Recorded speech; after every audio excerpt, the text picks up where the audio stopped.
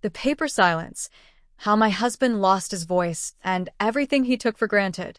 My name is Ava Coleman, and this is my story. Silence, they say, is louder than shouting. It eats your joy, your sanity, your identity, slowly. My husband weaponized silence until it became his downfall. This is how justice found him. Before I continue, please subscribe to my channel to see more interesting stories. Thank you. I learned early in my marriage that Frank didn't argue, he disappeared. Not physically, but emotionally.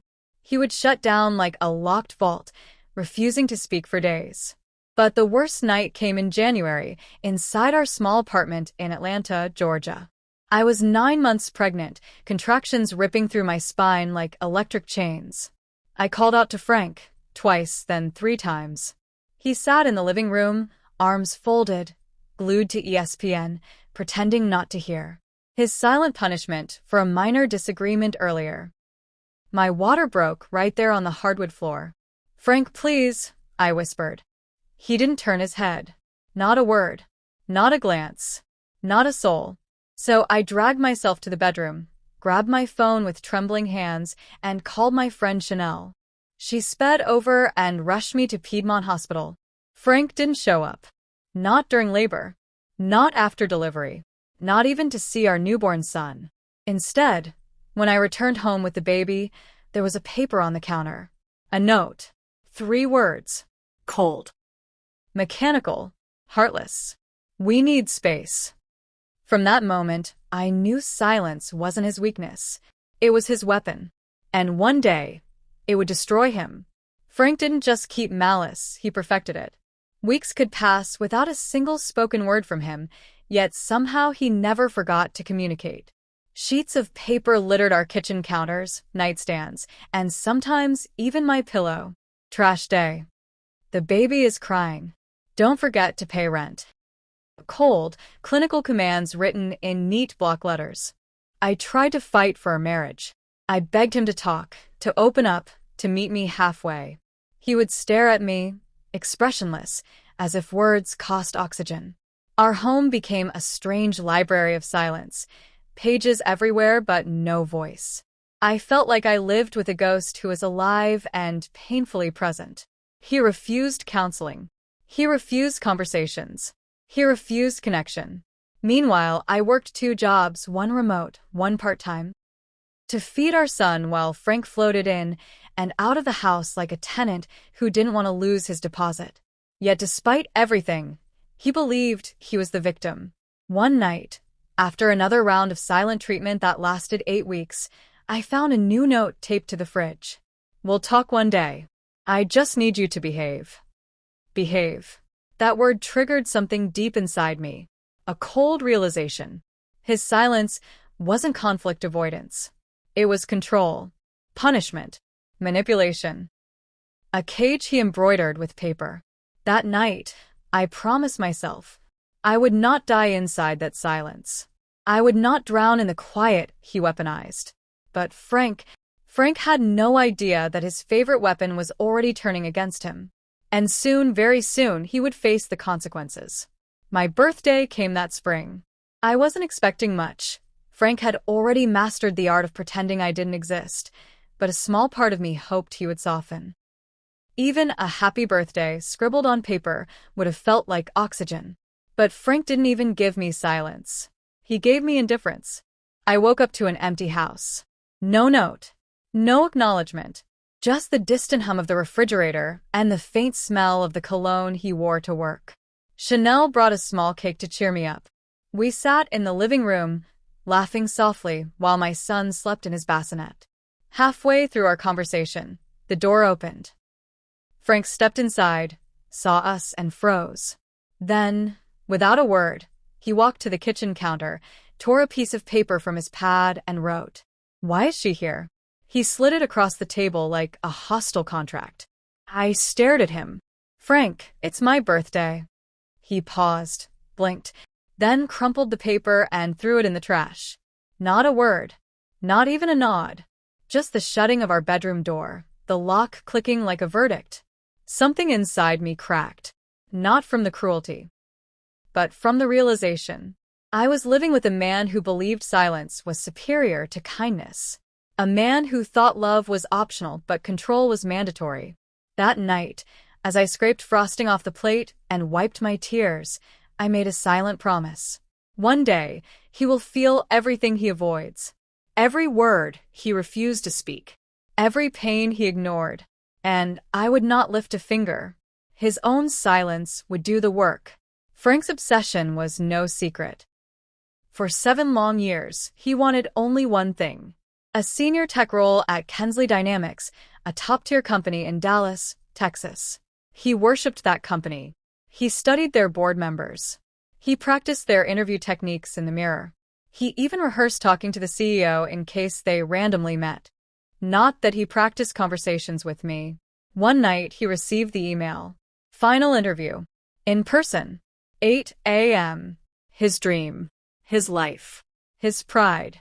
But there was a problem. A big one. He hadn't spoken to me in 19 days. Instead, he slid a folded paper across the dining table while I fed our son mashed bananas. Written neatly. Wake me at 6 a.m. sharp. Important interview. I stared at the words. 6 years of malice in marriage condensed into one command. I didn't nod. I didn't speak. I simply picked up my pen, wrote "okay" underneath it, and left the paper on his nightstand. But as I walked out of that room, something shifted inside me. Not bitterness. Not revenge. Clarity. Frank had taught me a rule for years. We only communicate on paper. No talking. That was his law. His system. His comfort zone. The day he needed a voice, he would get paper instead. And reality, not I, would handle the rest. My alarm rang at exactly 6 a.m. I sat up, reached for my notepad, and wrote the words slowly, clearly, exactly the way he always required. Wake up, Frank, it's 6 a.m. I placed the note gently beside him, just like he always did to me. Then I stood there for a moment, watching him sleep. Peacefully. Comfortably. Obliviously. The same way he slept the night I went into labor. I didn't shake him. I didn't speak. I didn't whisper his name.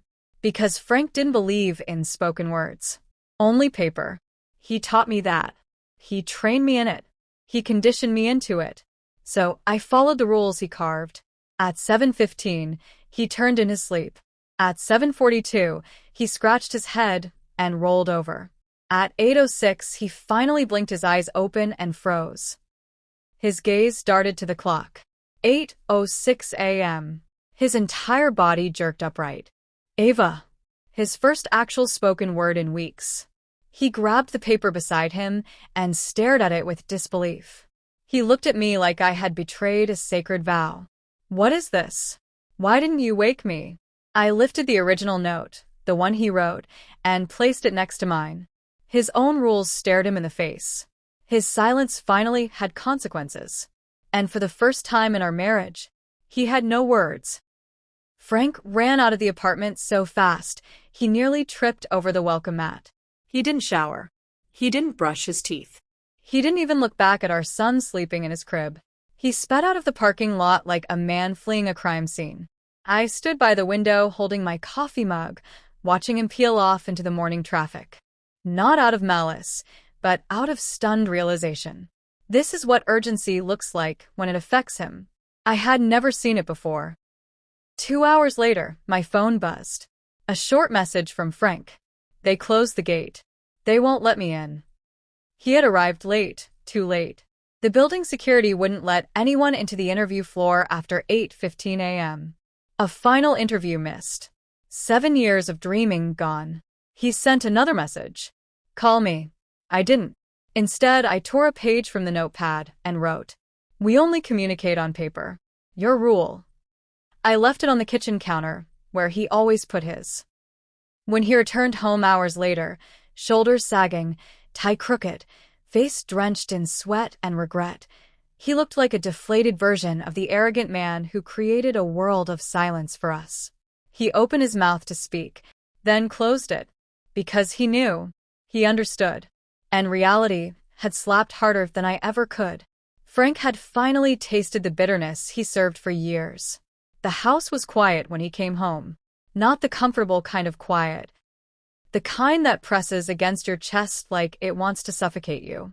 He stood by the doorway, staring at me, swallowing hard. Finally, after 2 years of silence as weapon, Frank spoke.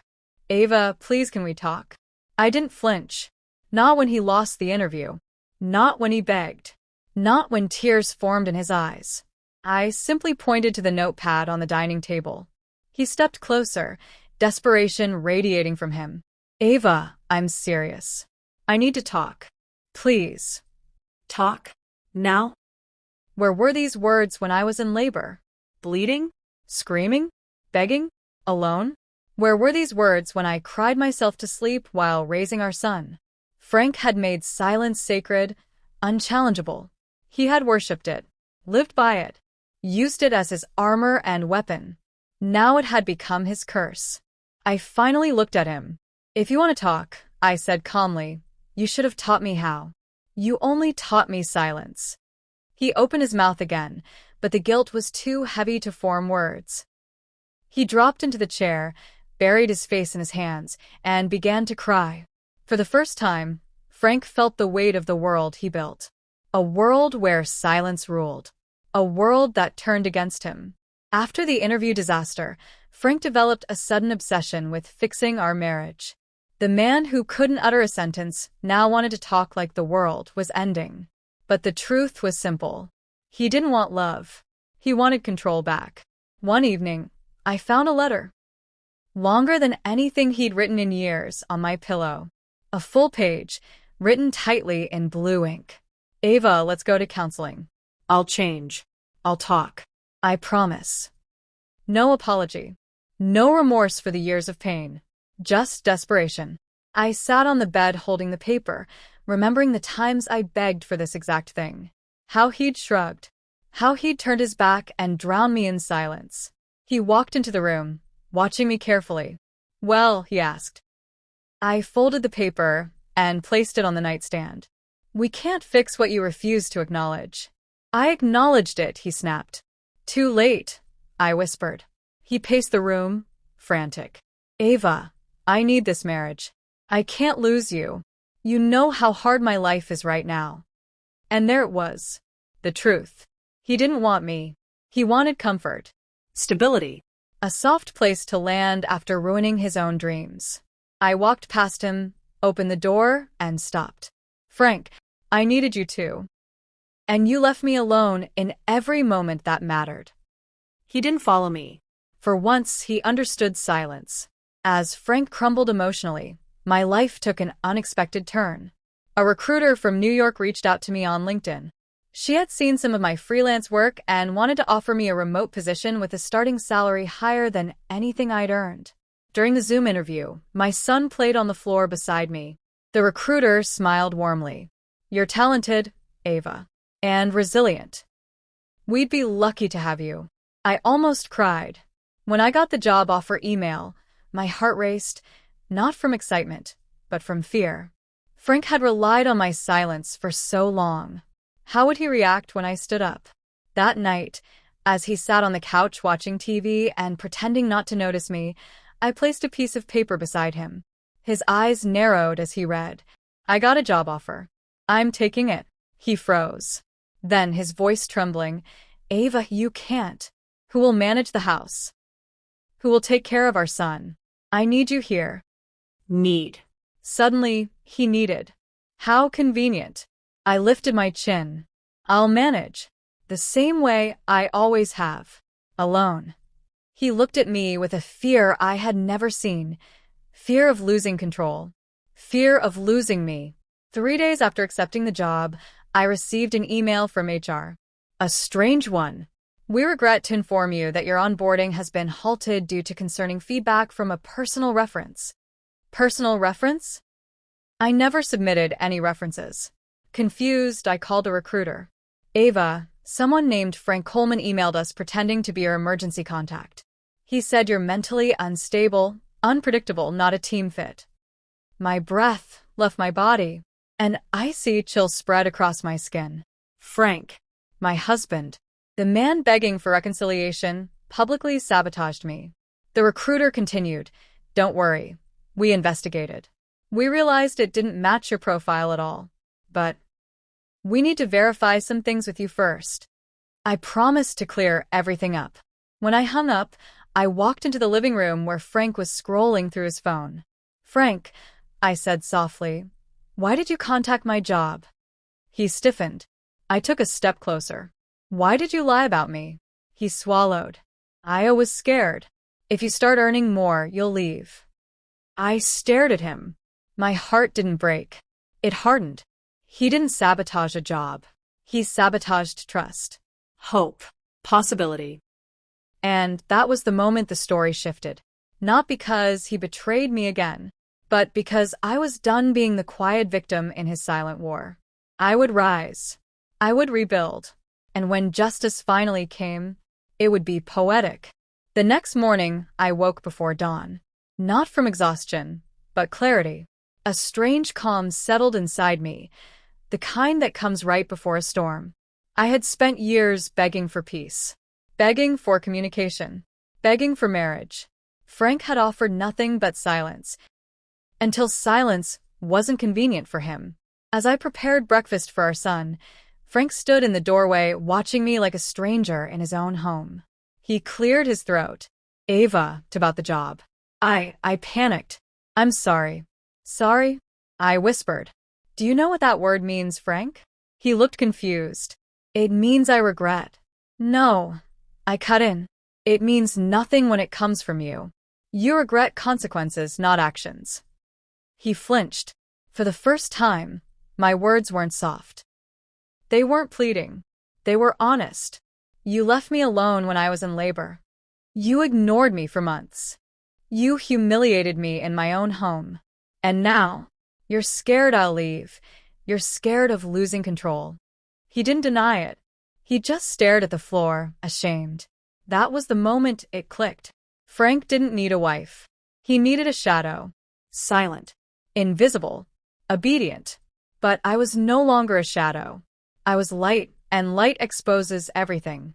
I walked past him without another word. Behind me, for the first time in our marriage, Frank whispered, "Ava, please don't give up on me."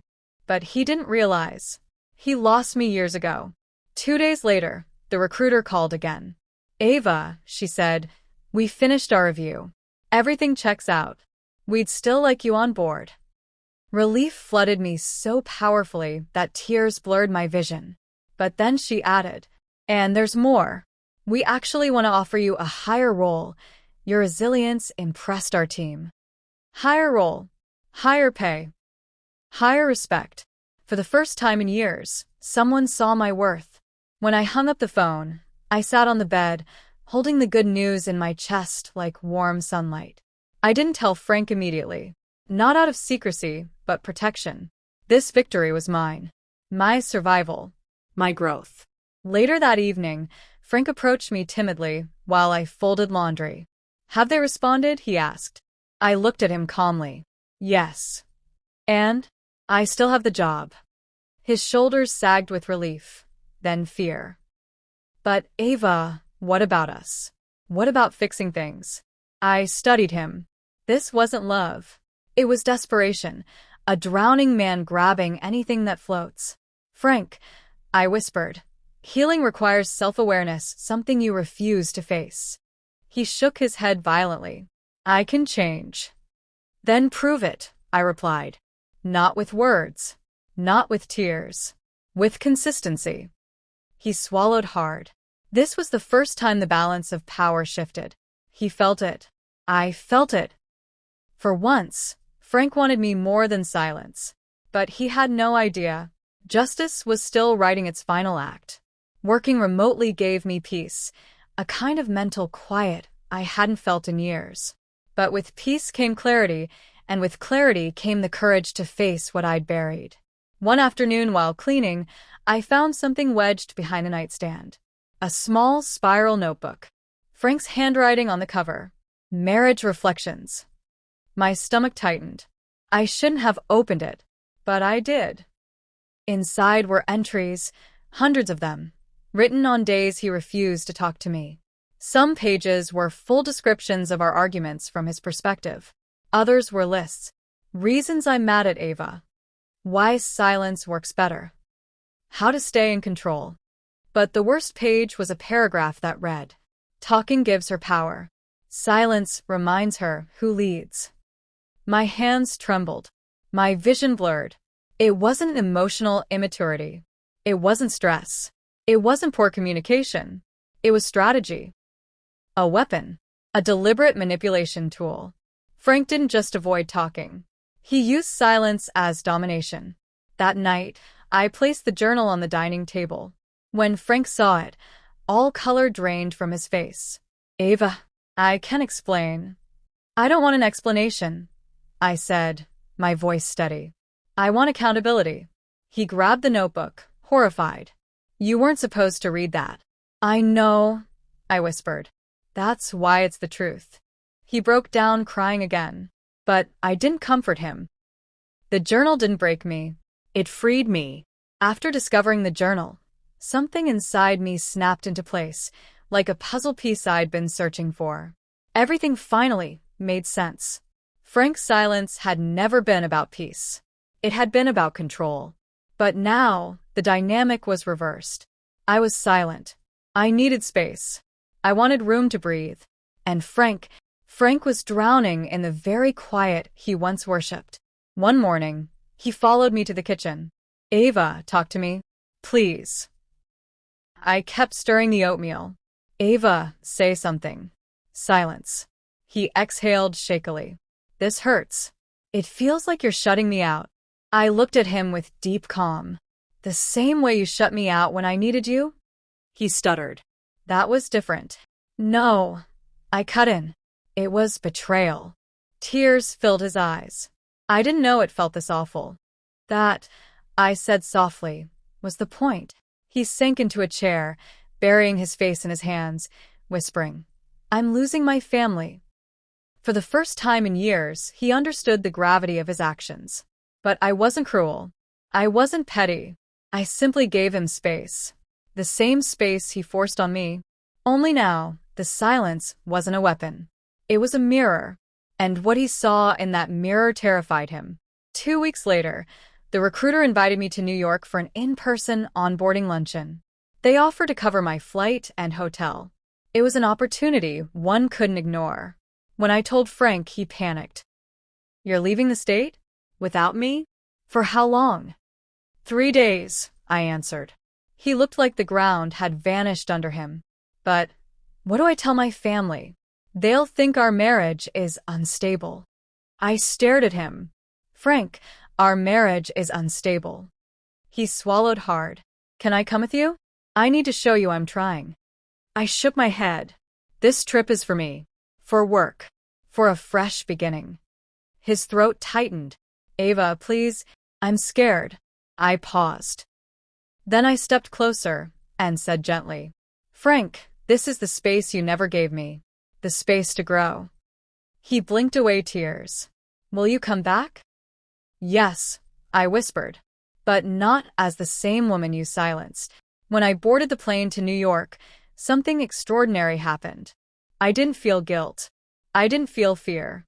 I didn't feel small. I felt alive. For the first time since marrying Frank, I was flying toward possibility, not running from pain. But I had no idea. This trip would uncover the biggest twist yet. New York was loud, bright, alive. Everything my marriage had never been. When I stepped out of LaGuardia Airport, the cold wind slapped my cheeks like a reminder that I was entering a different reality. At the hotel, the recruiter, Malice, greeted me warmly. "Ava, Welcome to the team. Tomorrow's luncheon is just a formality. Honestly, you're already one of us." For the first time in years, I felt seen. That night, I ordered dinner to my room and stared out at the glowing skyline. Somewhere between the yellow cabs, the honking horns, and the glittering skyscrapers, something in me unlocked. Not rebellion. Not revenge. Freedom. At 9:43 p.m., Frank called. Then again. Then again. I answered on the 5th ring. Ava, he breathed. I can't sleep. I'm worried. I feel like you're slipping away. I hesitated. Frank, maybe we both needed this distance. Silence. Not weaponized, but stunned. I'm sorry, he whispered. Please come home. I will, I said softly. But I need these 3 days for me. When I hung up, a strange feeling washed over me. Frank was finally terrified of silence. The silence he once weaponized without mercy. But the real twist came the next day at the company luncheon. A twist that changed everything. The restaurant in Midtown Manhattan buzzed with executives, laughter, and the kind of energy that makes the world feel possible. I was seated beside Melissa, the recruiter, when she casually said, Oh. Your husband called the office again this morning. He asked for your itinerary. My fork slipped from my hand. He what? She nodded. Our receptionist said he sounded aggressive. We didn't share anything, of course. Aggressive. Frank. My stomach tightened. Melissa leaned closer. Ava, does he control you? The question pierced me like a blade. I opened my mouth to respond. Then the VP of Operations approached. Mrs. Coleman, he said cheerfully. Glad you could make it. I forced a smile. But my mind wasn't in New York anymore. It was in Texas. In my home. With a man who couldn't handle losing power. If Frank called the company twice, what else was he doing? After the luncheon, I returned to my hotel room. My phone was flooded with messages. 18 missed calls from Frank. 9 voice notes. 1 text. Ava, I'm scared. Please call me. Fear or manipulation? I hit play on one of the voice notes. I'm sorry for everything. Please don't leave me. I'll talk more. I promise. I'll change. Ava, I can't breathe. Another message. If you don't answer, I'll come to New York. My blood ran cold. Frank had crossed from desperate to unpredictable. This wasn't love. This was possession. When I flew back to Texas, my hands shook the entire ride. What version of Frank would I meet at home? The quiet one? The crying one? Or the unpredictable one who threatened to show up in New York uninvited? When I entered the apartment, everything was spotless, unnaturally spotless. Frank had cleaned like his life depended on it. He rushed toward me. Ava. Thank God you're back. He tried to hug me. I stepped back. His smile fell. Ava, I'm trying. I cleaned. I cooked. Look. He opened pot lids, showing dishes I used to beg him to appreciate. Now suddenly, he wanted to be the perfect husband. I placed my suitcase down gently. Frank, we need to talk. He froze. Fear flickered across his eyes. What did I do now? I know about the calls you made to my office. His face tightened. Ava, I was scared. That's not fear. I corrected softly. That's control. He blinked rapidly, panic rising. I thought you wouldn't come back. And why would you think that? I asked. His lips trembled. Because I know I've been a terrible husband. It was the closest he had ever come to confessing the truth. But then he whispered something that chilled me to the bone. I'll do anything for you to stay. Anything. Anything. People say words like that when they're ready to break, or break someone else. I didn't know which side of Frank I was standing in front of. But the final twist that night revealed everything. Later that evening, after Frank fell asleep on the couch from emotional exhaustion, I covered him with a blanket. That's when something slipped out of his pocket, a folded piece of paper. My heart jumped. I unfolded it slowly. It wasn't a note. It wasn't a list. It was a draft email addressed to my New York employer. Ava has untreated postpartum depression. She is unstable and cannot function under pressure. My body went numb. He was planning to sabotage me again. Even after everything. Even after promising change. He had rehearsed this email. Saved it. Carried it in his pocket. For a moment, I couldn't breathe. I looked at the man I once loved. A man who weaponized silence. Then words. A man terrified of losing ownership, not companionship. I folded the paper and placed it on the coffee table. Then I wrote a note beside it. This is why I no longer trust you. When Frank woke up and saw the letter, he collapsed to his knees, trembling. Ava, I swear I wasn't going to send it. I swear. I panicked. I didn't know what to do. I said nothing. For the first time ever, my silence wasn't pain. It was power. And that power scared him more than anything. But the real twist? The justice? It was already in motion. He just didn't know it yet. The next morning, I woke to a call from Melissa in New York. Ava, I hope this isn't alarming, but we received another email pretending to be from your husband. My chest tightened. What did it say? That you're a danger to yourself and your child. I felt like the air had been punched out of me. Melissa continued. But Ava, we traced the email. It didn't come from Texas. I frowned. What do you mean? It came from your home router. While you were in New York. I froze. Frank had emailed them while pretending to be concerned for my safety. While I was thousands of miles away. He had planned it, calculated it, executed it, all while telling me he missed me. Melissa paused. Ava, we're reporting this. He attempted to interfere with your employment in a malicious way. Our legal department will contact you shortly. My hand trembled around the phone. Frank didn't just sabotage my job. He committed corporate interference. A chargeable offense. When I hung up, Frank was standing in the doorway, watching me. He knew. He sensed something. What happened? He asked, voice shaky. I looked him dead in the eyes. Your silence hurt me, Frank. But your actions? They destroyed everything. His face fell pale. Ava, what did you do? I stepped closer and whispered. Frank, you did this to yourself. And that was the moment his world began to collapse. The night after Frank's outburst at the office, I sat alone in my new Atlanta apartment, the rain tapping angrily against the windows like impatient fingers. I was editing the final case file for my story documentary series when a knock echoed through the hallway. I froze. It was past 10 p.m. When I opened the door, a tall, sharply dressed man in a navy suit stood under the hallway light. His expression was polite but heavy. Are you Evelyn Carter? He asked. Yes. He exhaled. I'm here on behalf of Bridgestone Hospitals. It's about your husband, Frank. My heart didn't drop. It didn't shatter. It simply paused. What happened? I asked calmly. He listed you as his emergency contact. He collapsed after work, exhaustion, high stress levels, dehydration. He insisted we call you. I nodded slowly, gripping the door frame. The irony was cinematic. The man who kept Malice for months, the man who ignored me in labor, the man who communicated with papers as though I wasn't worth spoken words, now needed me.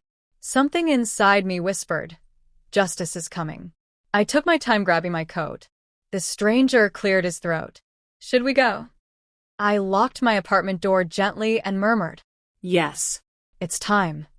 A new storm was unfolding. The kind where I finally held the thunder.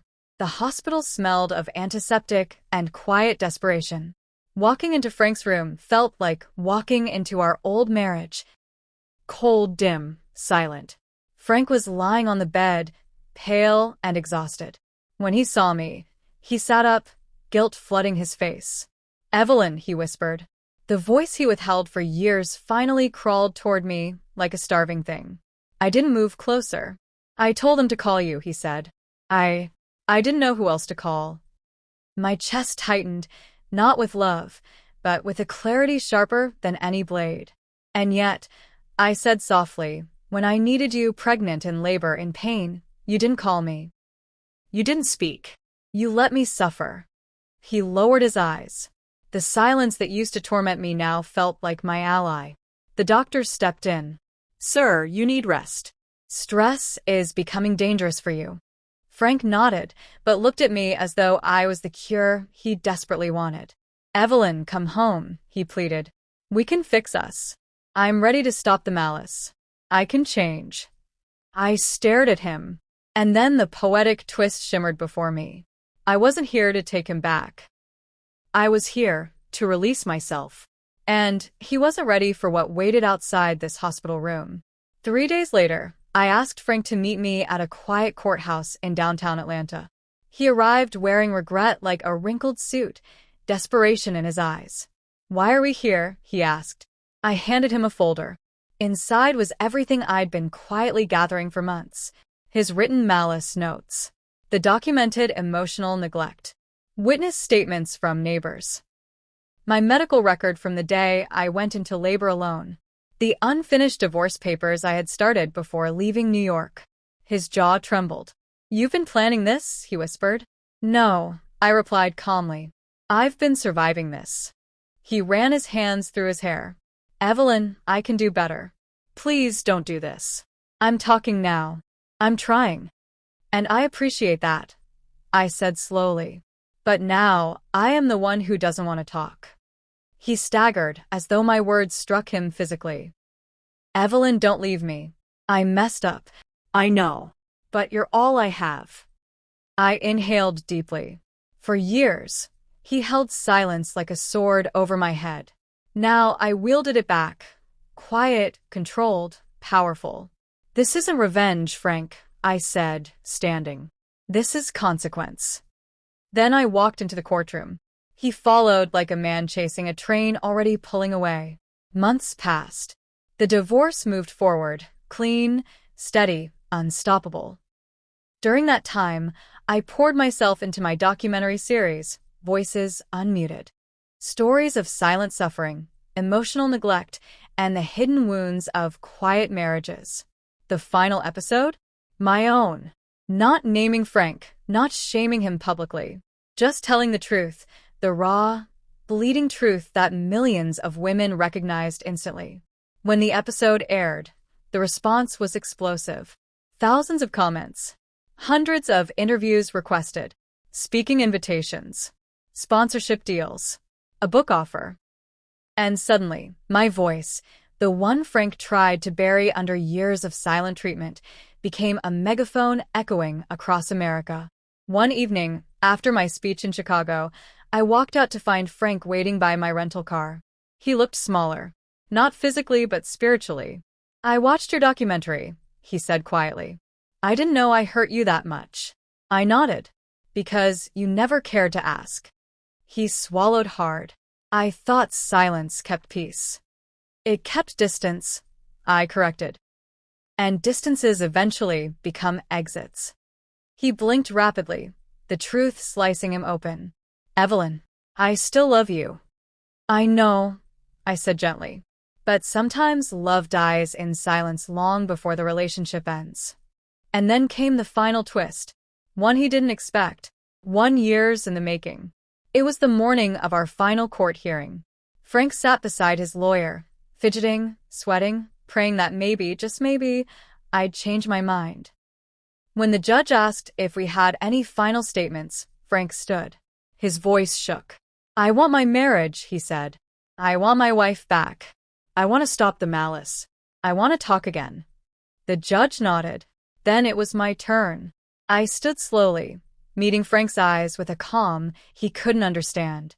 "Your Honor," I said, "I spent years speaking into silence, years begging for communication, partnership, love. I gave everything I had. And when I needed him the most, he abandoned me. Not physically, but emotionally." Frank's eyes glossed with tears. I continued.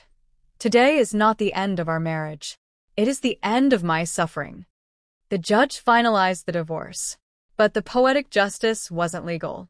It was emotional. After the hearing, Frank chased me outside. "Evelyn, please, just tell me what to do." I'll talk. "I'll listen.